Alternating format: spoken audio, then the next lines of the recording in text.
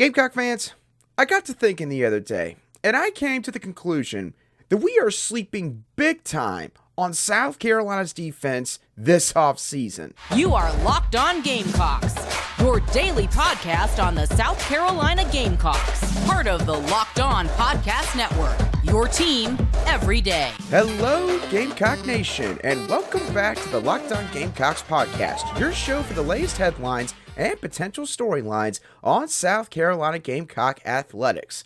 I'm Andrew Lyon, the host of this podcast, and you can find my written work over on Gamecocks Digest on SI.com. Thank y'all so much for making the Locked On Gamecocks podcast your first listen or watch here today. We are free and available both on YouTube and wherever you get your audio podcasts daily.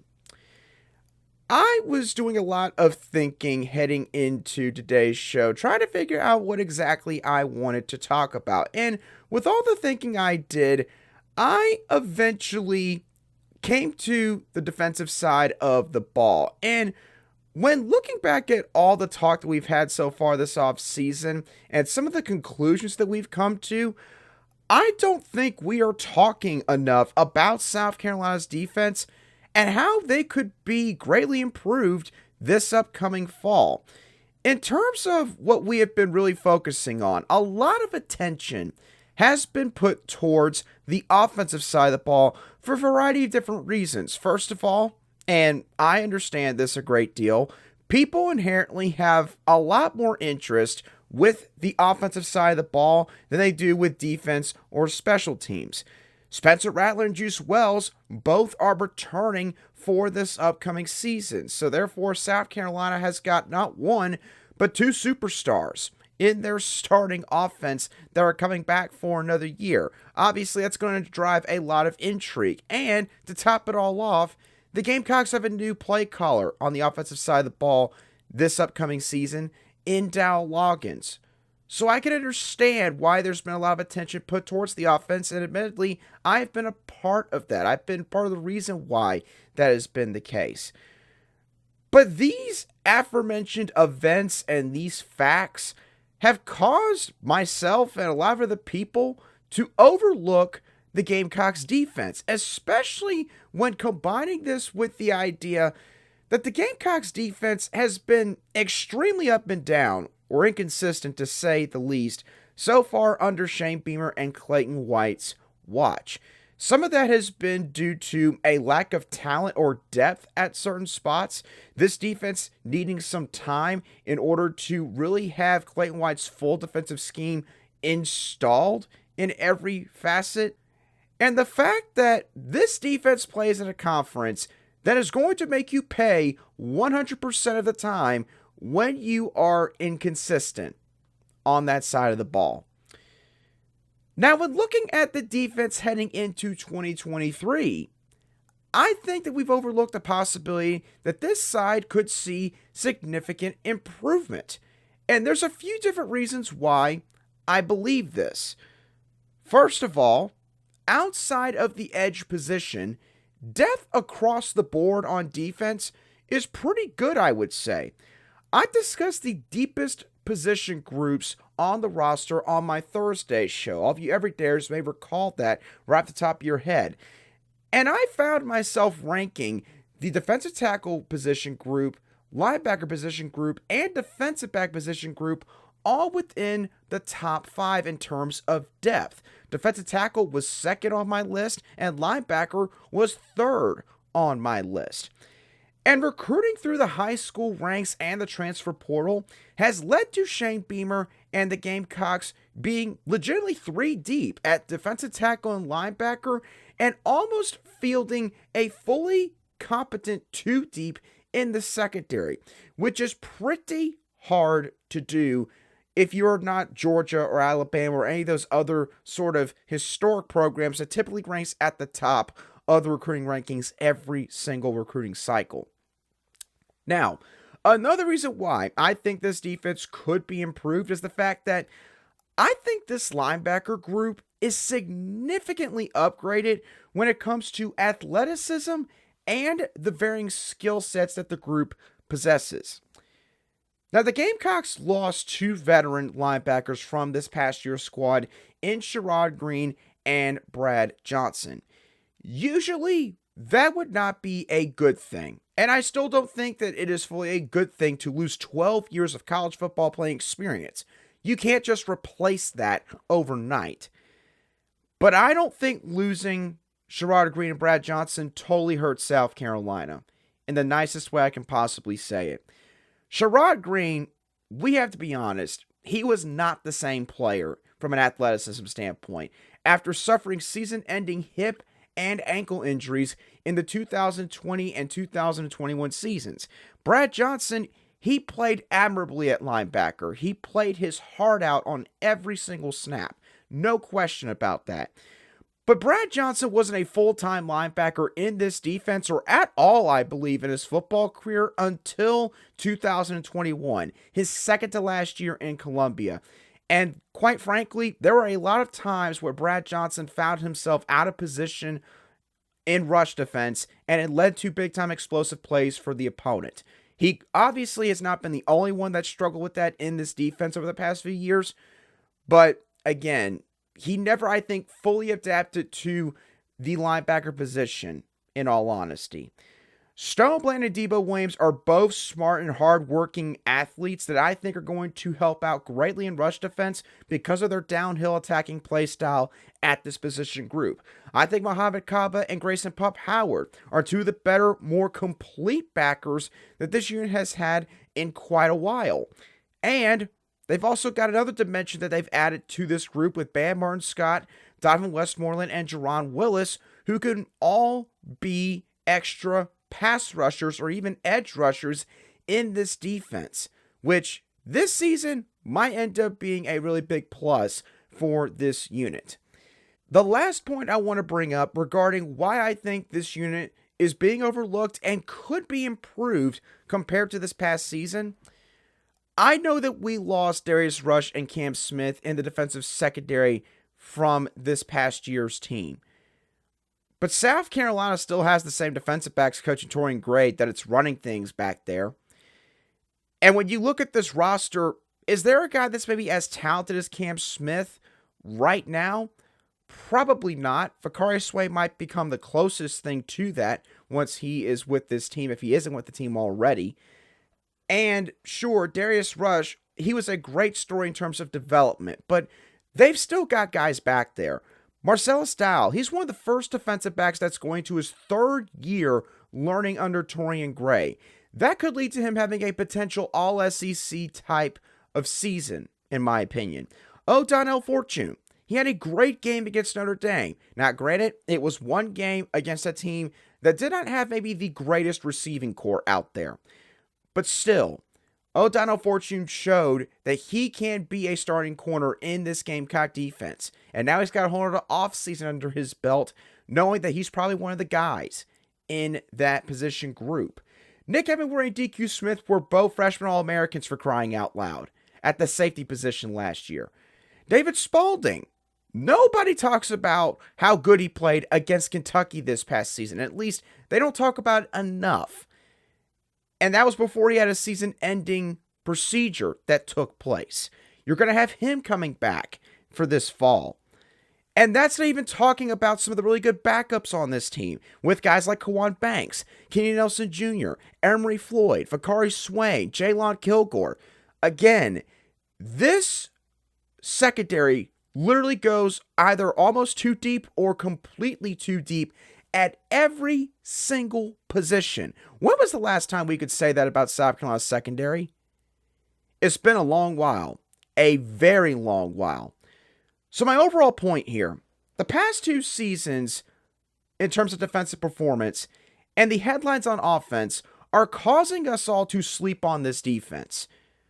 But if the edge position can stay healthy and help out in rush defense and just be serviceable in terms of their pass rush, this unit could make a massive jump in 2023. I already think that this is going to be an improved unit because of the things I just talked about. The edge position is sort of the X factor with this defense. If the guys can hold strong there, this could be a top 40 defensive unit, in my opinion. Maybe even better than that. But I'll save that prediction for later on once we get closer to football season actually getting underway. Now, obviously, right now, we are in the midst of a really important recruiting stretch for South Carolina's football team. There's a couple guys that have made their decision dates known to the public. There's some other guys where we're all trying to figure out where the heck are they leaning right now. And to get some help on that, I'm going to be joined by Locked On's resident recruiting insider, Brian Smith, to discuss all of this in just a couple moments right here on Locked On Gamecocks. But first, today's show is brought to you by FanDuel. Major League Baseball has reached the halfway point of the regular season, and right now, you can take your first swing at betting Major League Baseball games on FanDuel and get 10 times your first bet amount in bonus bets up to $200. That's right. Just bet $20 and you'll land $200 in bonus bets, win or lose. We talked a lot about the Atlanta Braves on this show. The Atlanta Braves are my favorite team, and right now, they're one of the best teams in all of Major League Baseball, if not the best in Major League Baseball. You go to FanDuel right now, they've got one of the highest odds to win the World Series, to win the National League East, to win the National League pennant, period. And if you're interested in putting any money down on those kind of bets or some player prop bets, then go sign up today and visit FanDuel.com/lockedon to get up to $200 in bonus bets. That's FanDuel.com/lockedon. FanDuel is the official betting partner of Major League Baseball.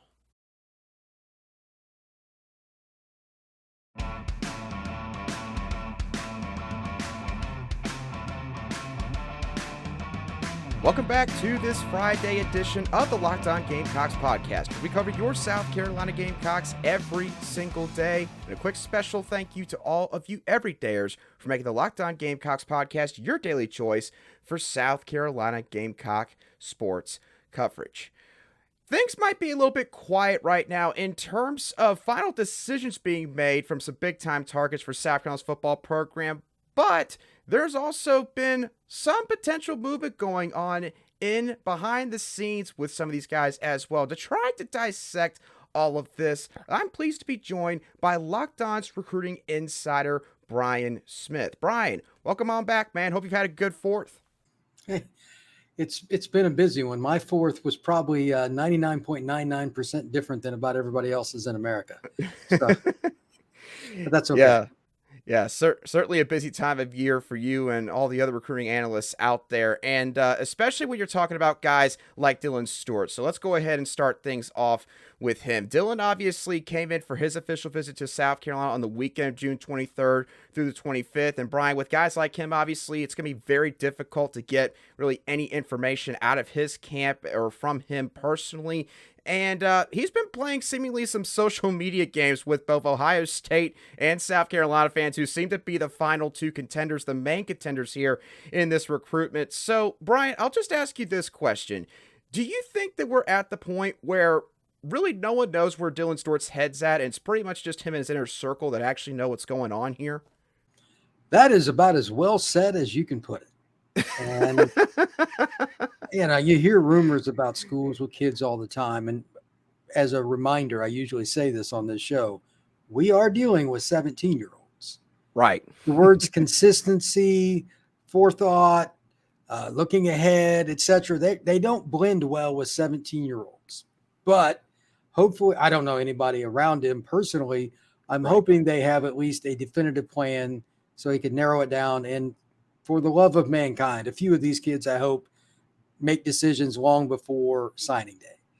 I have no idea when he's going to make his decision, but my guess is my wishes shall not be granted. It would make my signing day much better if it was, though. Just a little shout out to Dylan. If you would like to announce in October, maybe early November, mix it up a little bit, it would be much appreciated. But yeah, I've heard a lot of the same things you have. South Carolina's definitely in it, but so is Ohio State and a few other schools too. I mean, you never know with Georgia or somebody. Anything is possible. My thing is I want to see where he visits this fall for an unofficial. Like South Carolina home games are dope. That can change the tide, brother. I mean, he could go down there and be like, you know what?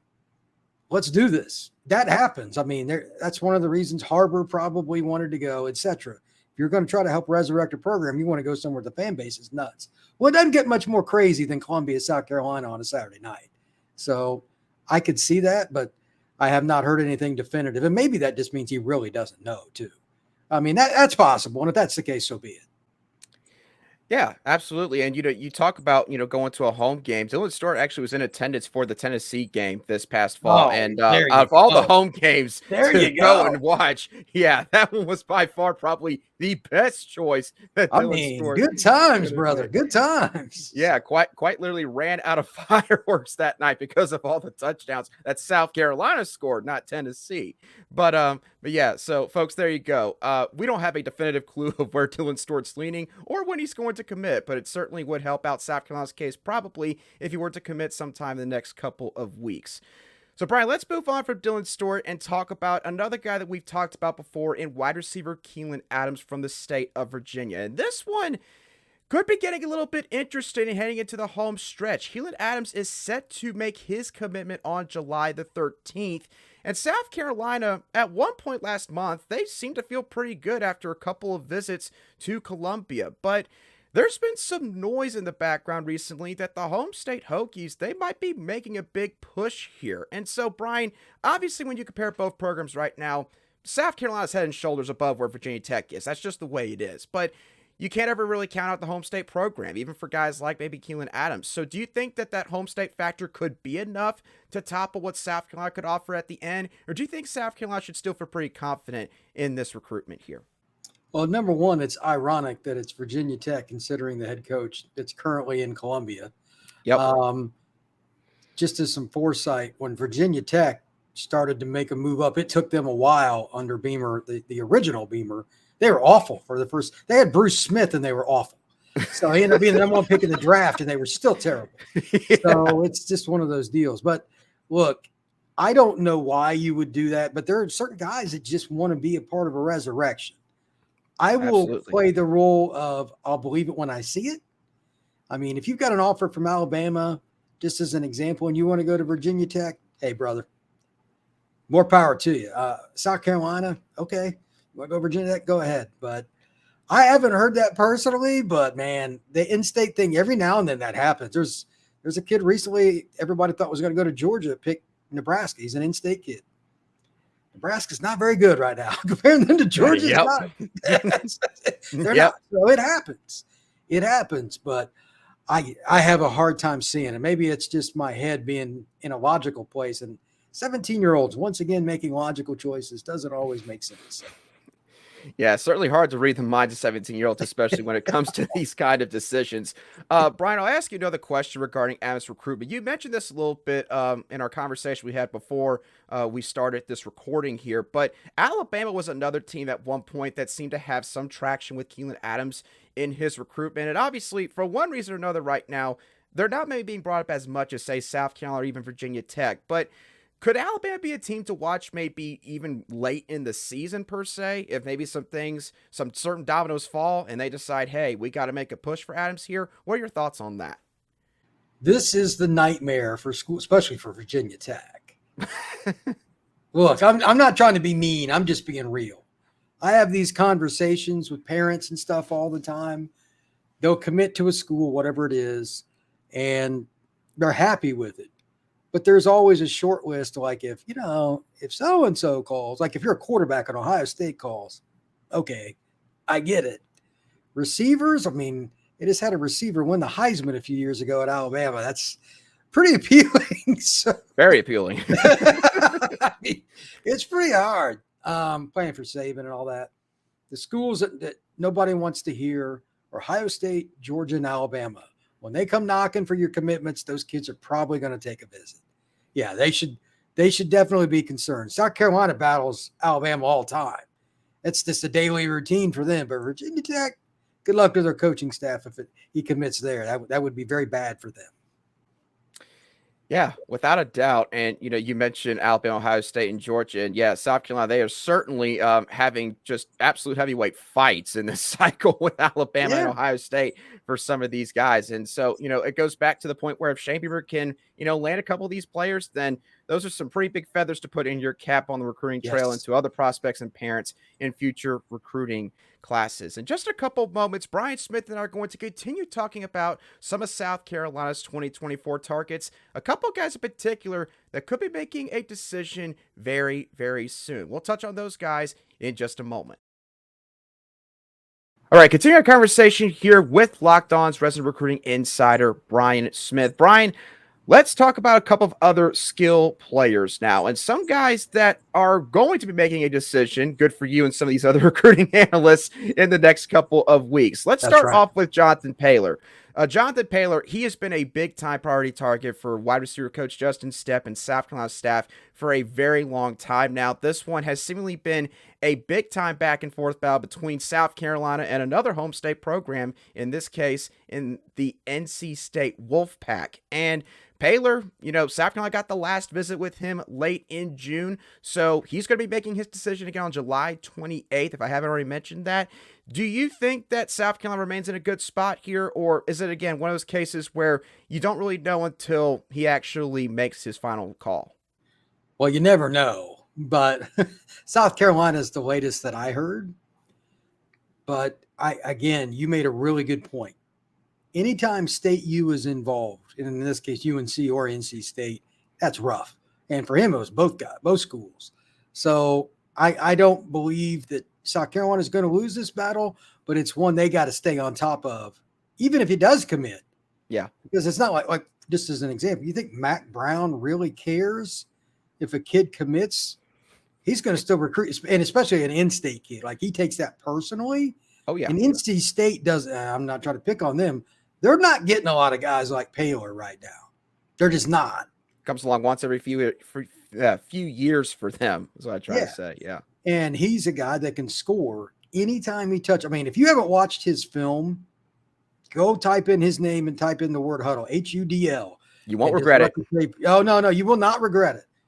I've discussed him with a few recruiting analysts, just talking on our own time. Like, he is a special talent. Somebody has him ranked like 200th in the country, and I just kind of laughed. I'm like, okay, go ahead and show me those 199 guys better than him or whatever. He is electric, and he can score anytime. I think that South Carolina is going to get him, but they do need to stay on top of it. Without a doubt, it's certainly no coincidence that since Mac Brown's been back at Chapel Hill, it's been a lot tougher for, South Carolina, who at the same time has struggled to recruit the state of North Carolina. So again, if you're Shane Beamer, you want to change the tide in that state. Getting Jonathan Paylor would be one heck of a way to. If you're going to do it, let's go big. Let's go. Big. Yeah, exactly. Go big or go home, and that's certainly the way Jonathan Paylor plays on the football field as well. So, Brian, one more prospect I want to talk with you about before we go. Jalewis Solomon. This is another kid that, again, he probably has not gotten as much attention as some of these other targets, just simply because, again, you got kids like Dylan Stewart, you got an electrifying playmaker in Jonathan Paylor. That's going to happen sometimes. But Jalewis Solomon, he seems to be a really talented kid, and he's going to make his decision on August the 5th. He seems to be down to South Carolina, Florida State, and he had an interview that was published with Chad Simmons over at On3 just the other day, and he let out an interesting nugget in that interview that he's going to make one more visit in his recruitment before he makes his decision, and he's coming to South Carolina. This is after he officially visited Florida State on the final full weekend of June. So, Brian, big-time fight here between the Gamecocks and Seminoles. What are your thoughts on this recruitment here? A couple of points. Number one, he's a long and lengthy corner that can move. And if you're going to win games in the SEC, especially competing against like Tennessee's offense, you better have those guys. He's a Georgia kid from one of the big county schools. He's really good. They're lucky to be in. Like Georgia, I don't think even went after him. They have so many good players in that state. It's crazy. This is the kind of battle South Carolina's got to win. They absolutely have to win this kind of battle. And it's also interesting because Florida State, you're going to hear the Florida State-South Carolina thing over and over again the next few years because Florida State's targeting the same area that South Carolina is. Mm-hmm. It can go either way, but like I told you before the show, I don't care what the schools are. Anytime a kid takes that extra visit right before he announces, I'm going with that school. They haven't had that visit yet, but something tells me there's a reason he's doing that. Maybe I'm wrong, but Florida State people were feeling good until they heard about him taking the trip back to Columbia. So that's an interesting deal. I don't know how they got him to do it, but congrats to South Carolina. Hey, look, man, all is fair in love and war, and this is one of those deals where you're not going to beat those really good teams, the SEC, without big time corners. And this is a kid that can ball. Yeah, they got to get it. Yeah, and for South Carolina, I mean, you look at a kid like a Darius Rush who just got drafted by the Indianapolis Colts in this past NFL draft. What was the similarities there? Well, Rush was a long, lanky kid, and he was actually really athletic, and he could run. And I think that Torian Gray and this defensive coaching staff, they might see something similar here with Jalewis Solomon. Torian Gray, again, he has definitely really start to show that he could develop pretty much anybody in the secondary that has got some of those traits he's looking for. So this one is certainly a recruitment to watch if you're a South Carolina fan throughout the next few weeks. He is Brian Smith from Locked On, our resident recruiting insider. Brian, again, thank you so much for coming on. For those that may be just listening to you for the first time on today's show, where can they find all of your work on what all's going on recruiting right now? You can find me a few different places, but Twitter's the best without question. At FBScout_Florida, the exact same handle. You can find me over on YouTube, Instagram as well. Right now, it's all over the place with the Twitter handle. It seems like I'm announcing or retweeting some kid from every state, announcing a commitment date or committing, whatever. It's hard to keep track, but it is fun. So this is the most busy time of year for me, and I love it, but I need a nap. Yeah, no, I can't imagine. It's going to be kind of like differentiating itself in August because maybe things are going to slow down a little bit for you. And then, of course, that's when fall camp practice will start up and then I'll be going to some of the games. So, yeah, certainly a lot going on for both of us and things will be changing quickly over these next couple weeks. But again, Brian, appreciate you coming on to today's show. For all you Locked On Gamecocks viewers and listeners, thank you for tuning in to today's show. Have a great rest of your Friday and a fantastic weekend. I'll be sure to catch y'all on the next show of the Locked On Gamecocks podcast.